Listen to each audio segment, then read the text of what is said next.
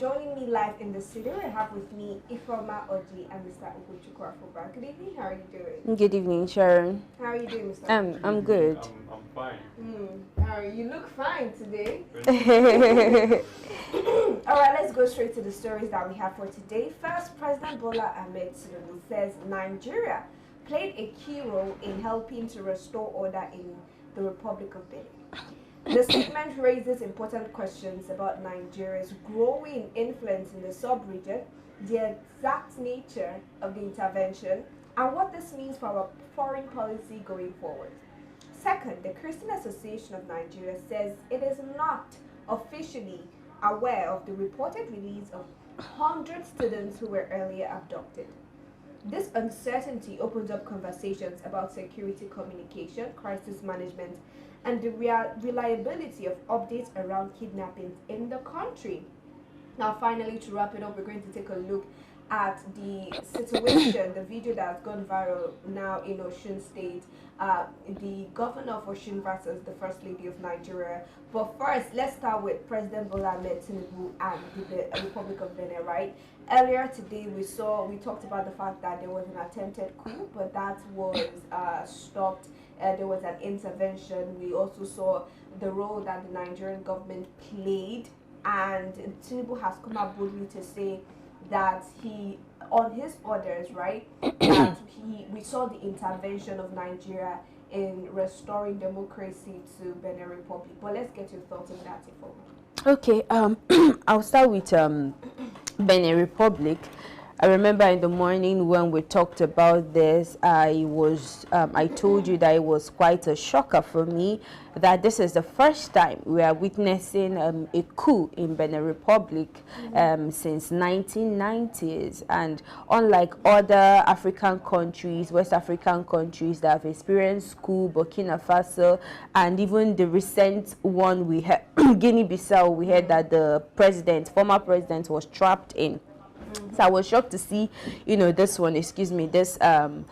particular coup. And I mentioned the fact that the reasons why some of these people, start up or plot this coup is because of how destabilized their political atmosphere is, because of the fact that their government does not prioritize the citizens. And you can't have a better government or good governance, and people are in closed rooms plotting coup. It's because of the fact that the military on their own side, they are complaining that their fallen heroes have not been taken care of. There is no welfare package for them. And then on the part of the citizens, you see economic complaints, increased taxes, and the rest of them. And that is what led to the coup and the rest of them. And I love the fact that at the end of the day, it was thwarted.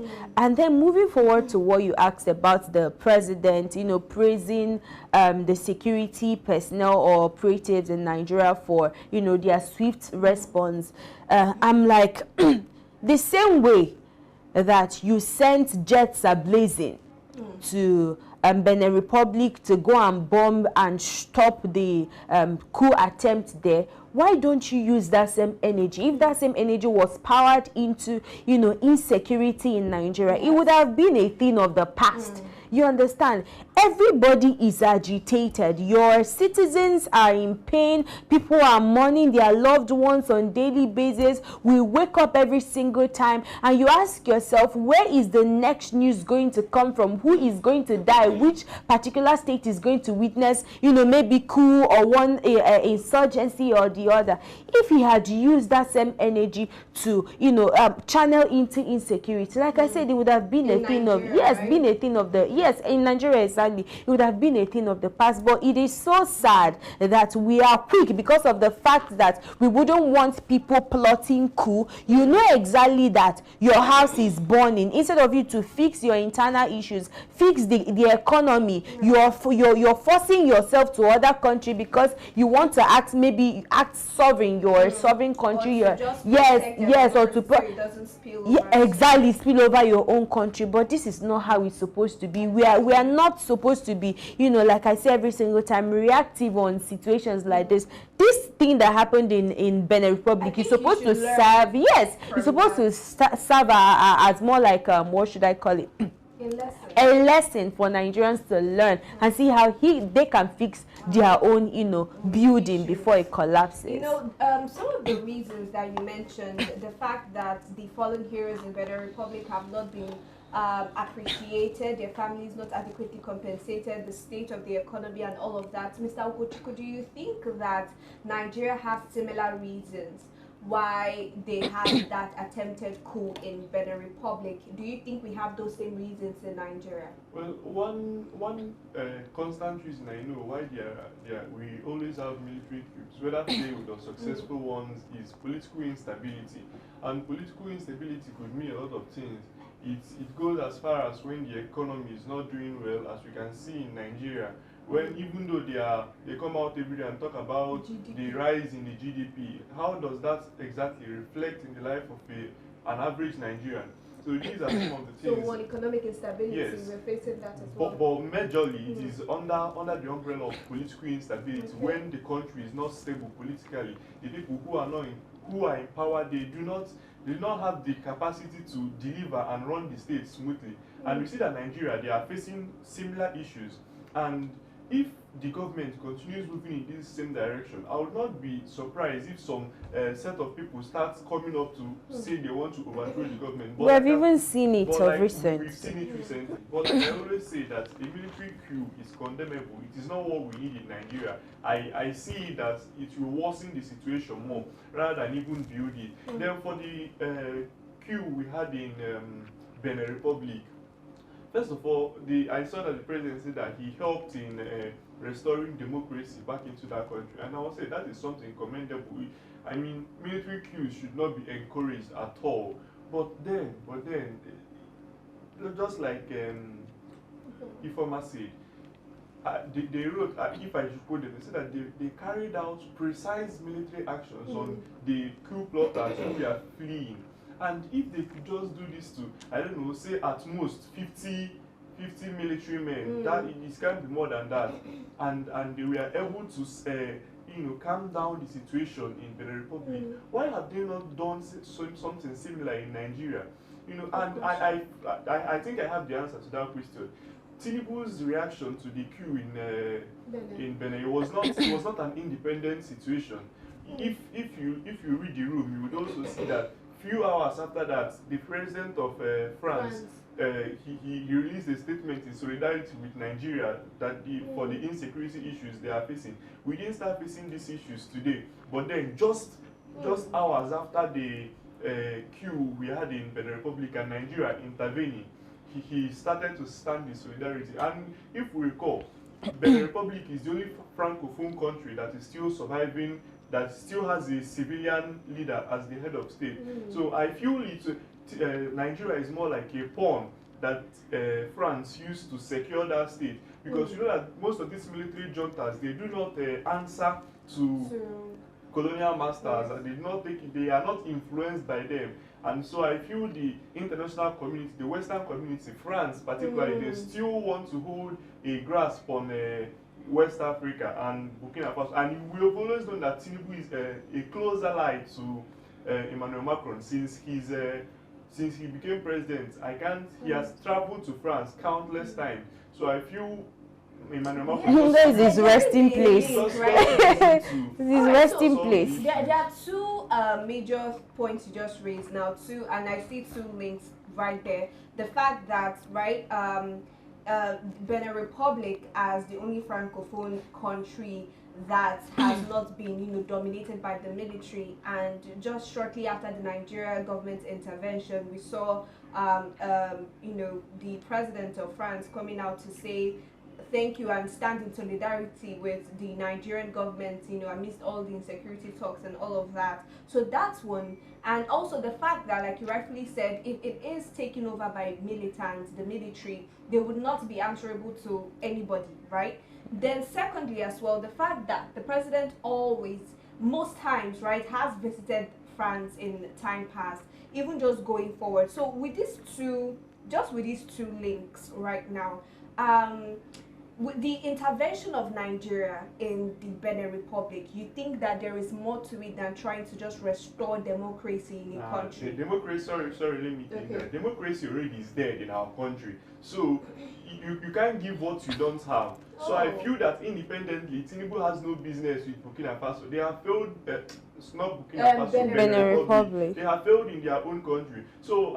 for them, they don't even mind whatever you are doing. Let's just keep trying to manage Nigeria till 2027. That's because you can't give what you don't have. So I strongly feel that it was pressure from France. Because I don't get why France would come out to say that they realize that Nigeria they are facing issues and they stand this. But when the US and China came, when it was tense, they didn't say anything about it. And just because they needed Nigeria's help now, you can. And then another question you asked too is, why is it that whenever Nigeria travels for all these summits, UN summits or the rest of them, and Nigeria is seeking for a position in maybe like security, they are bringing up these security conversations, and Nigeria is seeking for that table in security, they don't want to count Nigeria in. You see the likes of this same Benin Republic rejecting or standing against or fighting against Nigeria having a seat there. So I think this was more like apart from the fact that it could actually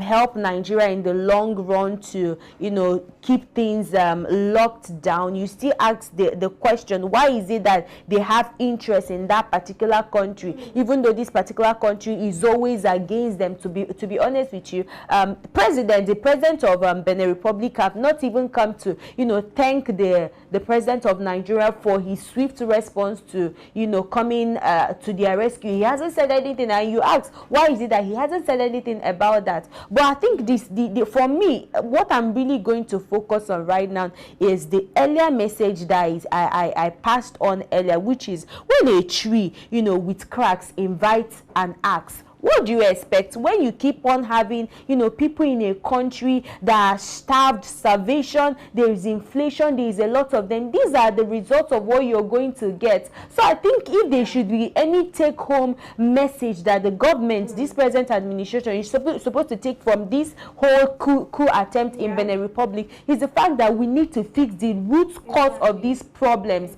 The military cannot come up with any coup attempt if they are being fed well, if they are being paid well, if they are not underfunded. You understand? If there is a better governance, nobody will be plotting anything about coup in the first place. Exactly. You know, nobody would start running away from their house if it's not on fire. So I just think that's that. And also the fact that the swift response. I heard in the morning when you were telling Mr. Daniel Sacramento that you didn't even know that Nigeria had a jet like that. But you know, the fact that the swift response of Nigeria, and you asked a valid question, Mr. Wuchukwu, why is it that if they could do that in Benin Republic, we've not really seen that action? I have not heard of any bombing anywhere by the Nigerian military. It's non-kinetic approach. Why didn't they choose the non-kinetic approach in Benin Republic? That's the thing. Why didn't they go and negotiate? Yes, or try to reason things out with them. You know, doesn't make any sense. So let's also talk about the image right now of Nigeria in West Africa. The swift response of Nigeria, do you think it's passing any message about Nigeria?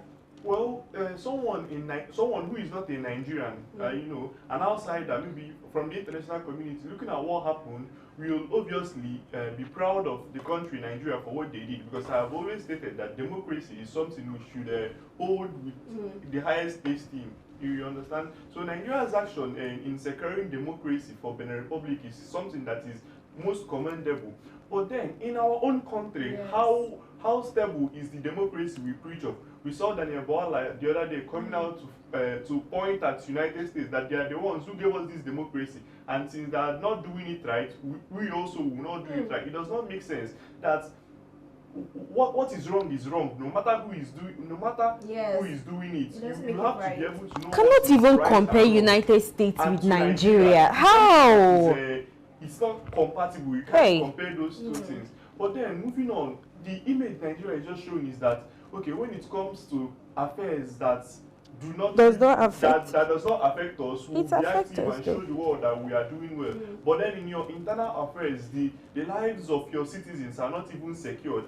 It pains me so much as a Nigerian to even try to think of it, that we went out and carried out, according to them, was swift, precise military actions on these people, just coup plotters in a different country. But yet you have terrorists who are causing harm in our very own country, and they have never once done used anything like these that. ammunitions on The them. kinetic, we are always using the non-kinetic approach that has not they say borne disclosure as now. much fruits as it should, according to the Nigerian government.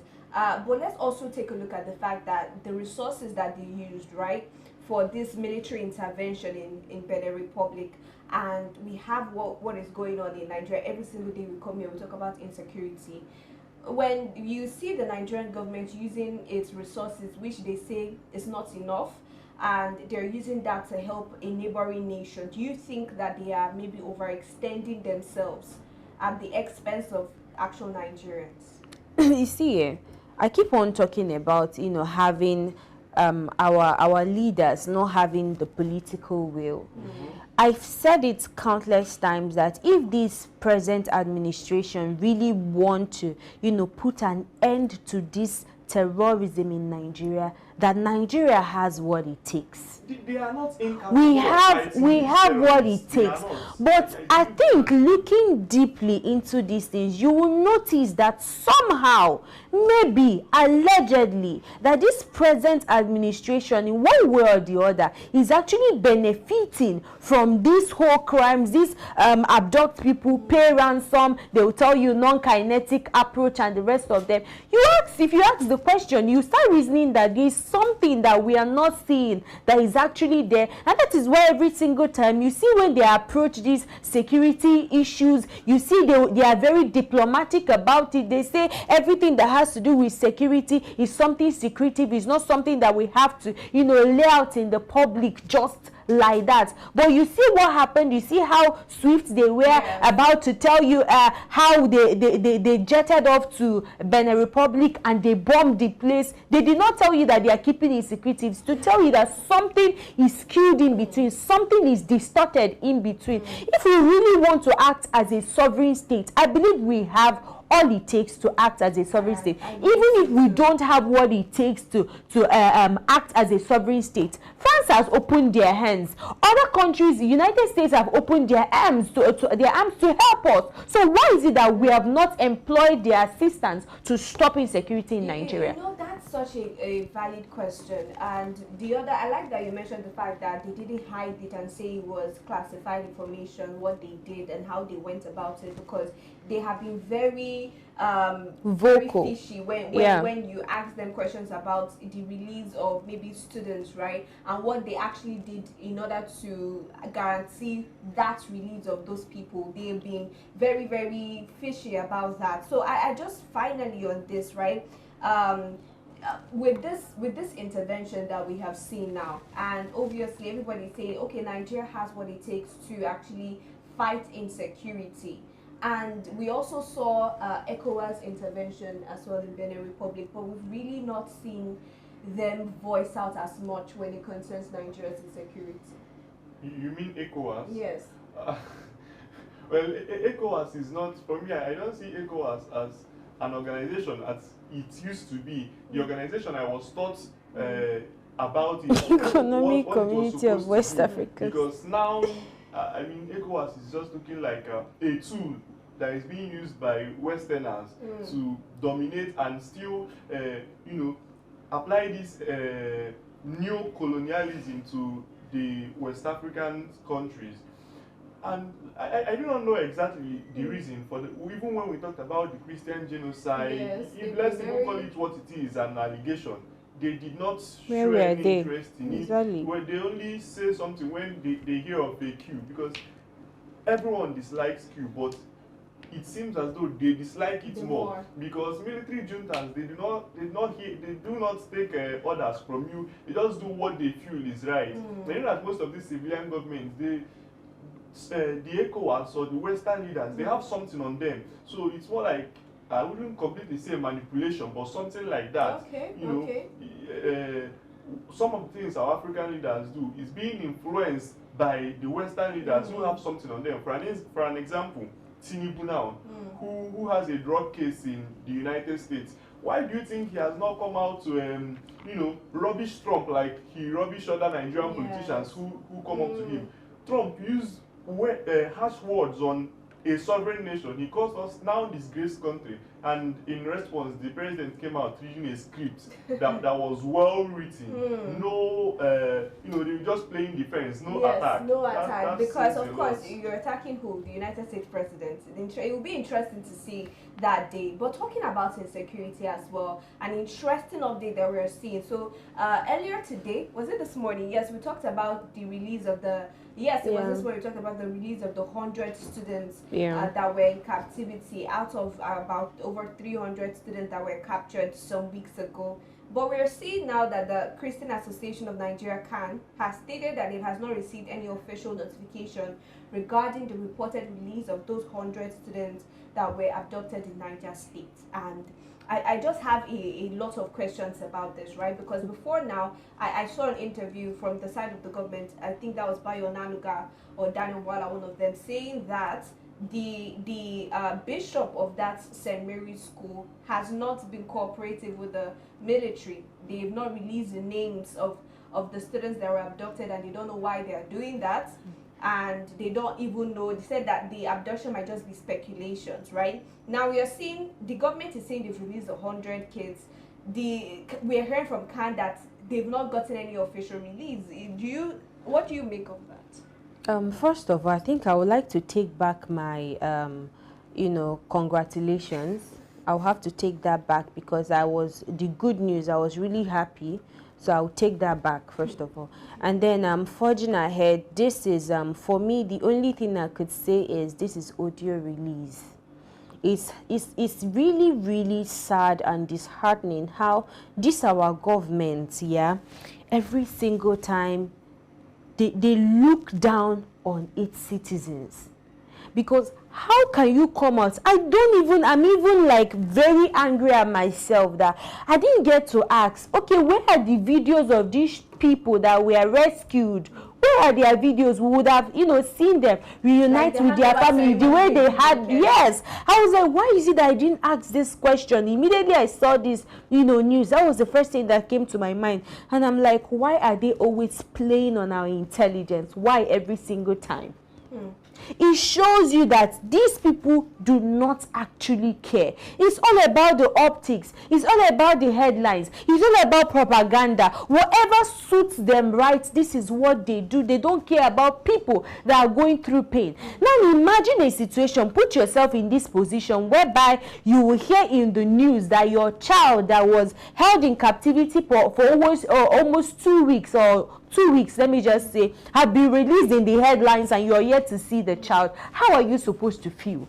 What will you feel about the present administration? Really, they should stop this. They should stop this. You know, that question as well came to mind. The fact that they were very loud about the release of other kids in other states. We saw Kebbi and also the adults in the CAC church that were released, but we've not really seen a video, because I remember the government making a full-blown ceremony, handover ceremony for the Kebbi schoolgirls. But for this particular story now, do you think that the gap between not just let me just say the gap between the school, right, their principal, the bishop there, and the security operators, do you think that stems from distrust in the Nigerian government, or what do you have to say on that? I think you used the perfect word. I think it has to do with distrust and dissatisfaction with the way the Nigerian government carry out their activities and duties, how they, you know, the way they are always going about security.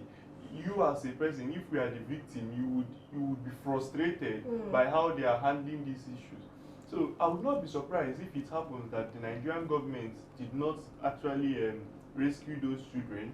I would not be surprised, but I can't say for now. Since they have come out to say they've done so, they should provide the details.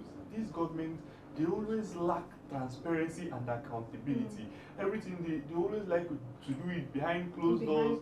I don't know if everything is politics to them, even going to the extent of human lives. Yes. The lives of Nigerians, we always hear them say no Nigerian is more Nigerian than the other. But in this case, they are more Nigerian than us.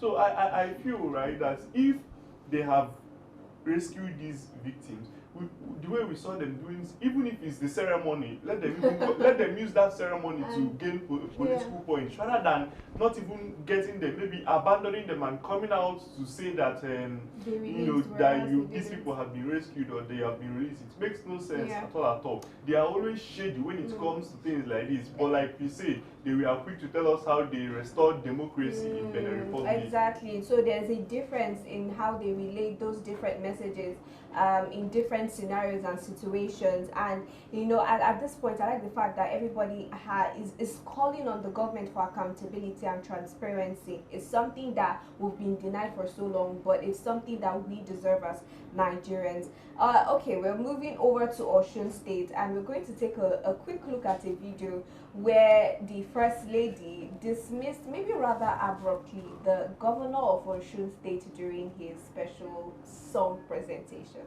Let's have a look.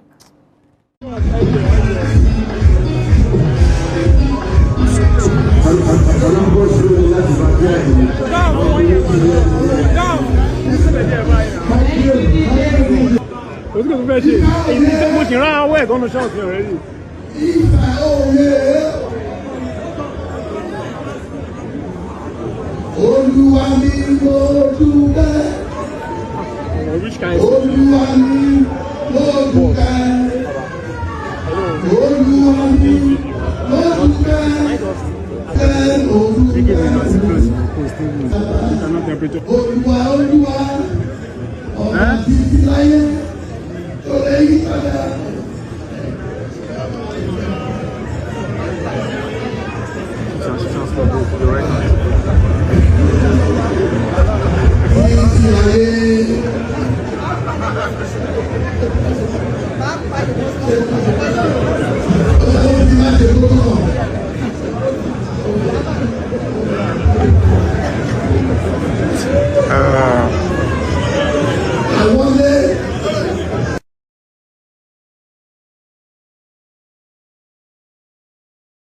Alright, we just saw that video, and the first question I'm going to ask, let me start with Mr. Ugochukwu, right?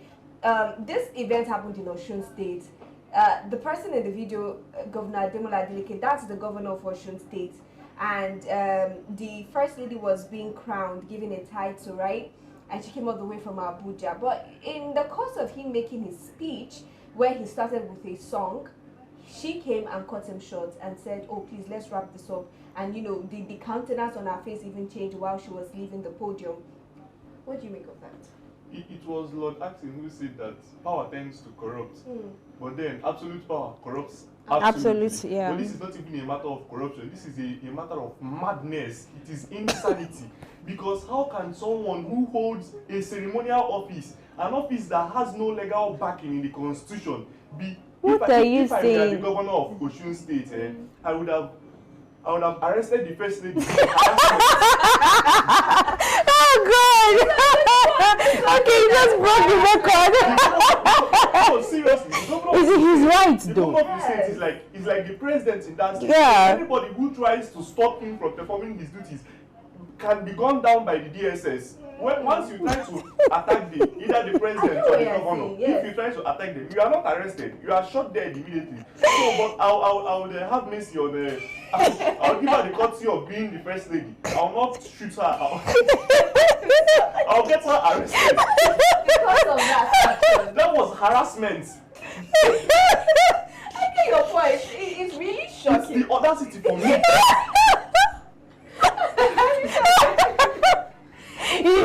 In the spirit of singing, now mama be this, get But let's get your take for real. That was seriously. It was the audacity for me. It was a temerity, like just what Ugochukwu said. He is like the president of that particular state, and you just came and you just wanted him to end everything like. I would have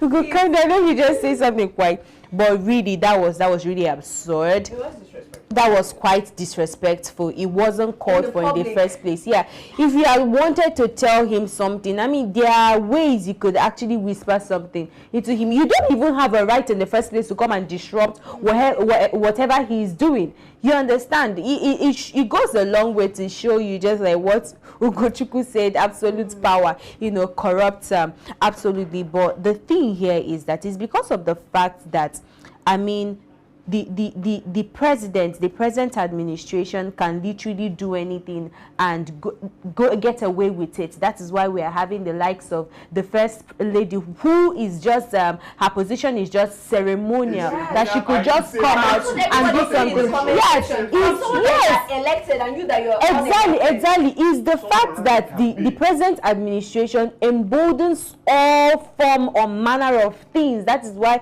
you still see the first lady tolling in the same part. And I remember during Jonathan's administration, the first lady kind of, you know, acted somehow like this, yes, and that was what caused, you know, Jonathan to be ousted. But we cannot see anything about, you know, the present administration being ousted or Tinubu being ousted.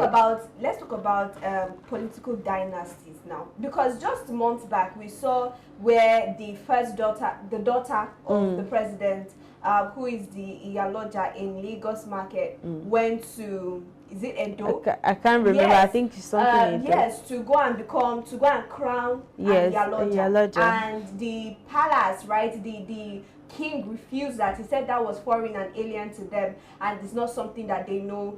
She went ahead to crown that. So let's talk a little about that. The fact that do you see that gradually becoming a thing, the political dynasty?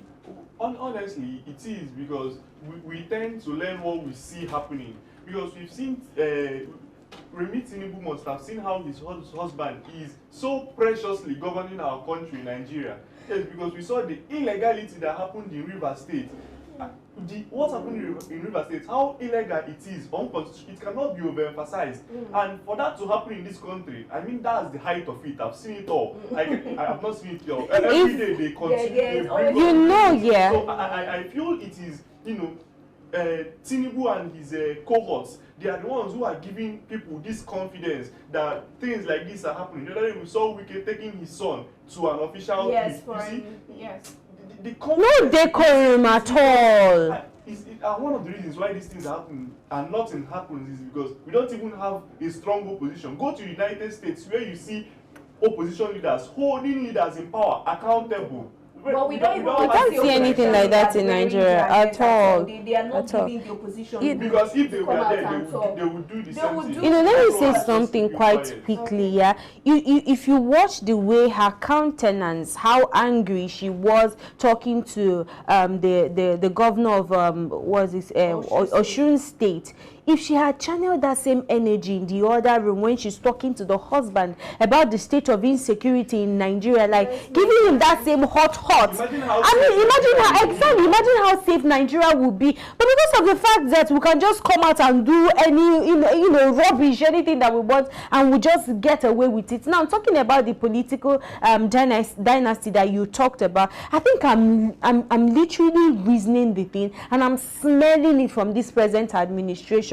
Because it's as if over the years, Tinubu has been eyeing this present seat, and he has gotten this position. And he said, I remember in 2018 or in 2023, when he said when he was campaigning, that if we don't vote for him, if he doesn't give us electricity, that we should not vote for him. And then we voted, no, not me, people that voted for him. And then how many who have, you know, 24-hour supply of electricity, and now you have seen him campaigning amidst insecurity in Nigeria. We saw last week he was distributing vehicles. We saw a lot of vehicles. They renewed hope vehicles. But this is a country that is being plunged in serious insecurity. People dying every day. People in pains every day. And we see the first lady having, you know, dinner party with all the Senate House members. And we only see this first lady on afternoon afternoon show where she was saying that we will now borrow Nigeria. You see these people. I don't know who gives them this kind of morale. I ask myself. I think the fact here, I'm sorry to cut you short, but I feel like